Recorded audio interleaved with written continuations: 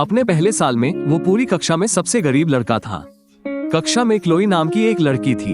वो इतनी अमीर थी कि लोग उसके खानदानी दिमागों के बारे में मजाक उड़ाते थे। ट्रुथ और डेयर के एक निरर्थक खेल के दौरान वो हार गई। जुर्माना $90,000 था। सभी को लगा था कि वो अपना वादा तोड़ देगी, लेकिन उसने तुरंत पैसे ट्रांसफर कर दिए। उसके नोट में सिर्फ 4 शब्द थे, शर्त तो शर्त होती है। उस दिन से उनका जीवन पूरी तरह बदल गया। उसने कैफेटेरिया में sea food rice bowl order करना शुरू कर दिया, जिन चीजों को छूने की हिम्मत वो कभी नहीं करता था। दूध की दुकान पर वो छात्रावास के नीचे वाले हिस्से में खरीदारी करने गया। उसने कपड़े भी बदले। वो अंशकालिक छात्र कर्मचारी से नियमित ग्राहक बन गया। अंततः वो पुस्तकालय से परीक्षा की तैयारी की सभी पुस्तकों का पूरा सेट खरीदने में भी सक्षम हो गया। उसने कभी नहीं पूछा कि उस पैसे में से उसे कितना पैसा चाहिए, उसने कितना पैसा खर्च किया था, और उसने कभी इसका कारण भी नहीं बताया।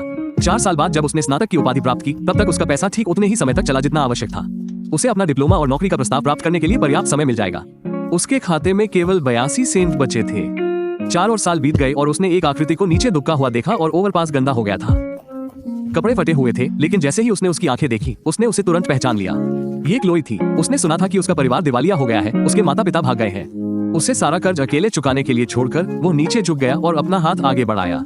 मेरे साथ आओ। जब फोन की घंटी बजी तो वो कैफेटेरिया की 3री मंजिल पर था। वो मुफ्त में मिले सूप के कटोरे के साथ सादा चावल जल्दी जल्दी खा रहा था। उसकी स्क्रीन पर रोशनी चमकी। कॉलर आईडी पर जेसन का नाम दिखा। उसने कॉल का जवाब दिया। उसकी उंगलियों पर अभी भी चावल के कुछ दाने चिपके हुए थे। जेसन की आवाज तुरंत सुनाई दी। क्रिस, तुम कहाँ हो? क्रिस ने धीमी आवाज में जवाब दिया। कैफेटेरिया में जेसन तुरंत बीच में कूद पड़ा और भी तेजी से बोलने लगा, अब जल्दी करो। स्प्लेंडर के टीवी, कमरा नंबर 302। आज क्लोई का जन्मदिन है। जैसे ही उसने वो नाम सुना, क्रिस ने भौहें चढ़ा ली। क्लोई, उनकी कक्षा की सबसे अमीर लड़की। उसने लगभग सहज ही इसे कम करने की कोशिश की। उसकी आवाज दूर और ठंडी थी। उसके जन्मदिन से मुझे क्या लेना देना, मैं तो नहीं जा रहा। लेकिन जेसन ने उसे एक पल भी हिचकिचाने का मौका नहीं दिया। उसने तुरंत उसकी बात काट दी। बोलना बंद करो और इधर आओ। क्लोई ने खास तौर पर आपसे बात करने के लिए कहा था। कॉल खत्म हो गई। क्रिस ने नीचे की ओर देखा। उसके सामने चावल का कटोरा रखा था और अचानक गायब हो गया। उसकी भूख इसलिए कम हो गई क्योंकि वो जानता था कि जाने का क्या मतलब होता है। उसे अपना हिस्सा चुकाना होगा। आज रात का बिल बांटने पर कम से कम 2 लोगों को या $300 का खर्च आएगा। लेकिन समस्या ये थी कि जिसने उसका नाम लेकर उसे चुनौती दी थी, वो खुद क्लोई थी।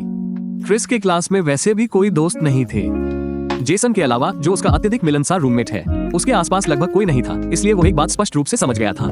क्लोई को नाराज करना उसके लिए बिल्कुल भी फायदेमंद नहीं होगा। क्रिस ने अपना कटोरा और चॉपस्टिक नीचे रख दी, फिर उठा और कैफेटेरिया से बाहर चला गया।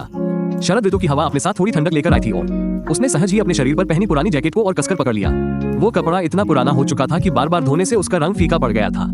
स्प्लेंडर के टीवी कैंपस से ज्यादा दूर नहीं था और वो 20 मिनट पैदल चलकर वहां पहुंच गया। प्रवेश द्वार पर मौजूद वेटर ने उसे सरसरी नजर से देखा। जिस तरह के फैसले में थोड़ी समझदारी झलकती थी। क्रिस ने इसे नजरअंदाज कर दिया और सीधे 3री मंजिल पर चला गया। कमरा नंबर 302 पूरी तरह से बंद नहीं था और तेज संगीत की आवाज उस दरार से बाहर निकल रही थी।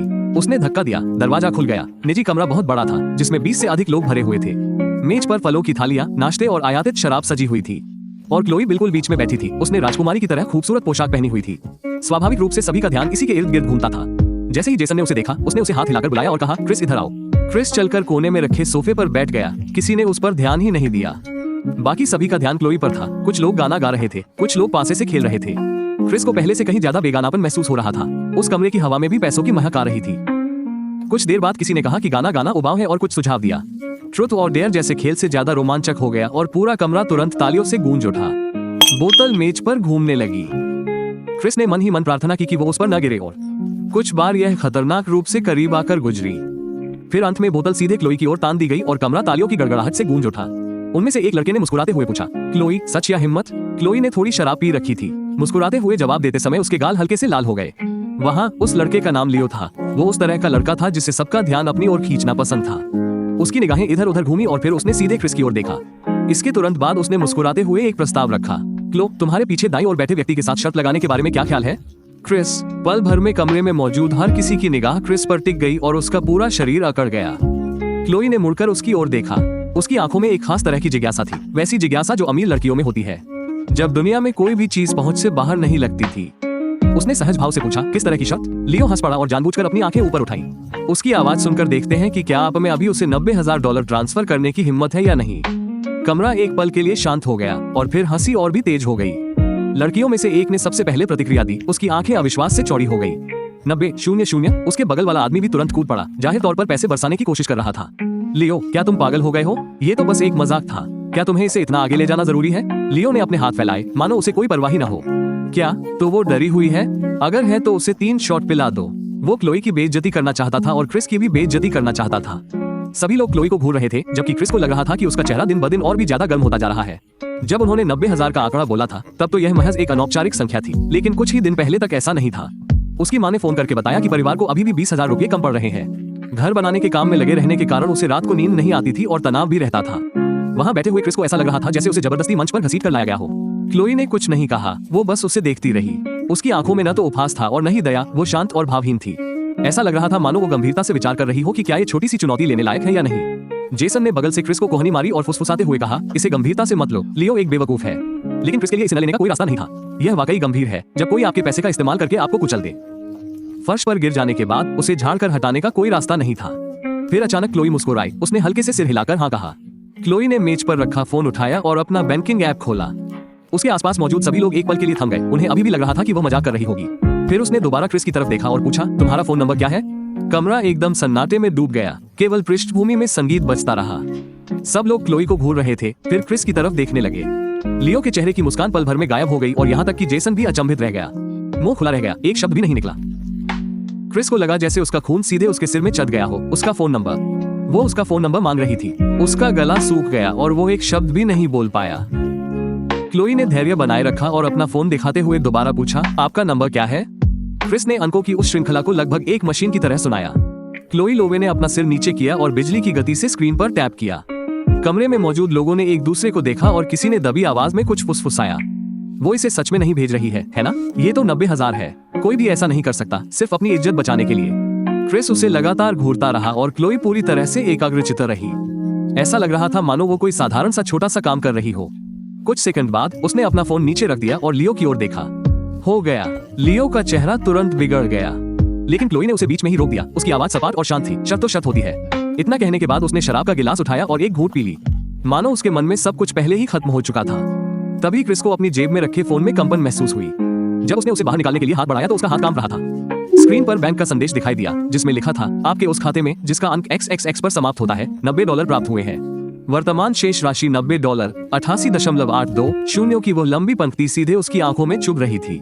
उसके पास महीने भर गुजारा करने के लिए केवल $88.82 ही बचे थे और अब 90,000 जोड़ने के बाद कुल राशि $90,888.82 हो गई थी। क्रिस ने फोन को वापस अपनी जेब में डाल लिया। उसकी हथेली पहले से ही पसीने से तर थी। फिर वो तुरंत खड़ा हो गया और कमरे में मौजूद सभी लोग उसकी ओर देखने लगे। उनके चेहरे पर सदमे और ईर्ष्या का मिलाजुला भाव था और शो देखने वाले लोगों का बदसूरत उत्साह। क्रिस ने एक शब्द भी नहीं कहा। वो बस मुड़ा और सीधे दरवाजे की ओर चल दिया। जेसन ने उसे पीछे से पुकारा, क्रिस तुम कहाँ जा रहे हो? लेकिन उसने कभी पीछे मुड़कर नहीं देखा। वो स्प्लेंडर के टीवी से यूं ही बाहर निकल गया। बाहर की ठंडी हवा उसके चेहरे पर लगी और क्रिस कांप उठा। उसका दिमाग अभी भी पूरी तरह से खाली था। वो काफी देर तक सड़कों पर भटकता रहा। उसे ये भी नहीं पता था कि उसे कहाँ जाना है। जब उनका निधन हुआ तो 24 घंटे खुली रहने वाली सुविधा स्टोर। वो अंदर गया, फिर काफी देर तक अलमारियों के सामने खड़ा रहा। अंत में उसने वहाँ मौजूद सबसे महंगे इंस्टेंट नूडल्स का एक कप उठा लिया, एक सॉसेज और एक मैरिनेट किया हुआ अंडा। भुगतान के समय कुल राशि $15 थी।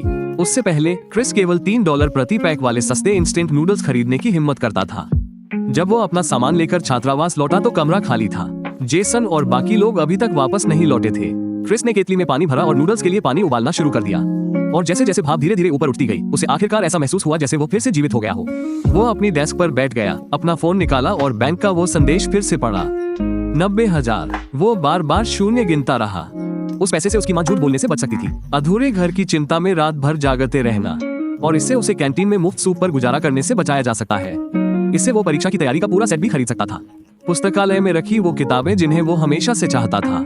इससे भी बढ़कर यह उसे एक वास्तविक व्यक्ति की तरह जीने का मौका दे सकता है। क्रिस ने नूडल्स खत्म किए और उसका एक एक बूंद पी लिया।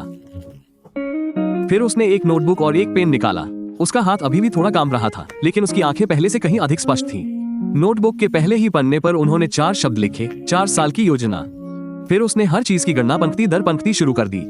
कॉलेज के 4 साल का मतलब 48 महीने था और उसने अपने रहने सहने का खर्च $800 प्रति माह तय किया था। 48 महीनों का खर्च $38,400 आया। ट्यूशन फीस 500 प्रति वर्ष थी, इसलिए शेष 3 वर्षों के लिए 1500 और खर्च करने होंगे। परीक्षा की तैयारी सामग्री और पेशेवर पुस्तकों पर संभवतः 5,000 रुपये खर्च होंगे और उनके परिवार को घर का निर्माण पूरा करने के लिए अभी भी 20,000 की जरूरत थी। सभी एक साथ।